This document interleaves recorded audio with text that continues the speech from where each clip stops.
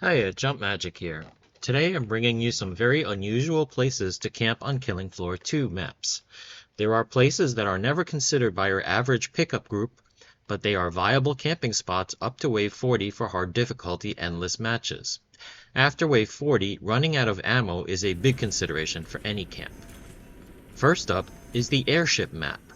There are rooms that I've seen labeled boiler trap, but I think sauna is a better name as they billow steam at regular intervals. There are two circular rooms on the lower level with doors that close every 30 seconds. Once the doors come down, the door stays closed for 12 seconds and steam comes from the floor, causing small amounts of damage to players and zeds. A medic grenade will mitigate the small amount of damage, and firebugs are immune to it. You can run around the center cage, kiting whichever zeds made it into the room, and no other zeds can get in for 12 seconds. Placing a bomber drone by the door will help a lot with crowd control. When the doors on the first room open again, the doors on the other room will close in 18 seconds. Most of the zeds at the door will have gone to the stairs looking for another way into the room. Kill any left at the door and move into the opposite sauna and repeat.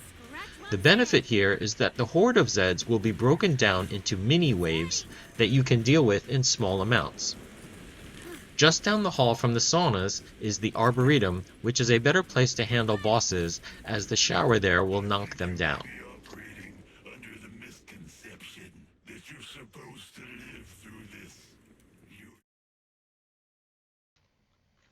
Next is the elevator on the bottom level of the Nuked map.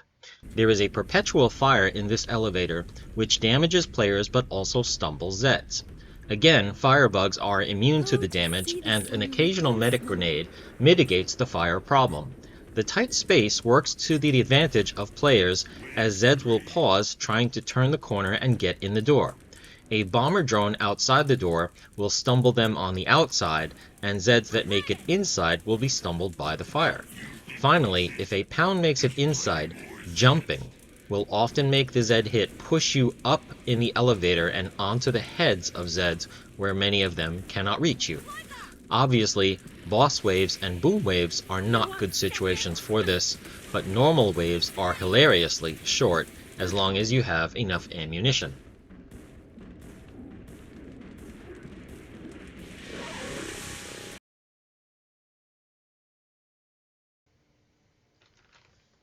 Next is the Ashwood Asylum map. There is a table in the back hall near the trader. I call this situation the table defense, and it is best when there are firebugs and demos in the group. The idea is that area damage like explosives, flamethrowers, and the locust, when aimed at the table, will damage everything between the walls of the hallway. You kite zeds around the table while unloading your area damage on the table, and if you have heal grenades, every zed should die before you do. Bomb drones help keep zeds stumbling and therefore not hitting you, and if you have locust, you should aim it at the table rather than at the zeds. This is a surprisingly effective camp and an exciting defense. It works great until around wave 40 when everyone starts needing to pick up ammo. Side note, if you have a king flesh pound, it's pretty easy to kite him around the table and just duck when he tries to chest beam you.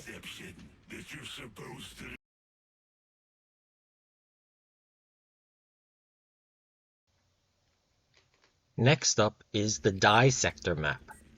If you camp in this particular corner on the first floor, there are 3 spawn points nearby. 2 are on the lower floor, and 1 is on the second floor up the stairs. Considering the elevation and the distance of the third spawn point, only 5% of the zeds will spawn there and come down the stairs, leaving 95% of all zeds approaching from your front. This makes the space the best place to camp on this map.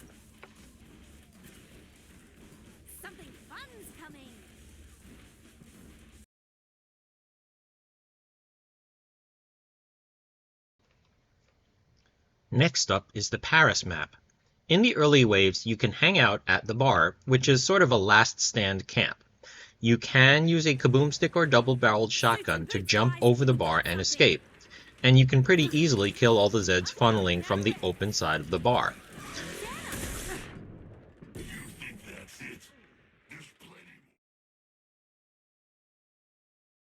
A better camp is upstairs in the conference room. If you jump on the table, you'll find that most zeds believe they cannot jump on the table due to the low ceiling in this room. Neither can they hit you from the front of the table if you stand near the back. The downside is that you have to make sure to kill anything that runs behind the table, so you end up needing more than 2 people to make this work at higher waves. Skrakes are not able to jump on the table, but occasionally a pound will. An even better camp is at the base of the stairs because all the spawn points are at the top of the stairs and the nearest spawn point to the bottom of the stairs is way down the street.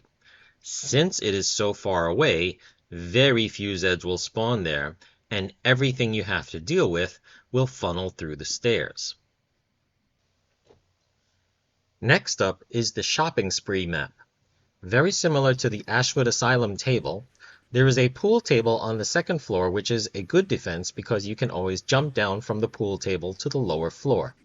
The table forces the zeds into 2 very small lanes, and if you get overwhelmed, you have your escape route to the floor below. An even better camp is the elevator on the second floor. Do not use the first floor because the zeds can jump down from above you. Again, place a bomber drone outside the elevator to stumble zeds trying to get in. They can't hit you until they are fully inside the elevator, so you have a good amount of time to shoot them down, and it is easier if someone melees them in the doorway. If you get overwhelmed, you can jump down to the first floor, run back up the escalator, and back inside the elevator. Or above the elevator car to be exact. This is an easy holdout if you have medic grenades, and the escape route is pretty solid. Thanks for watching this video. I hope you enjoy these unusual campsites, and I'll see you later on the killing floor.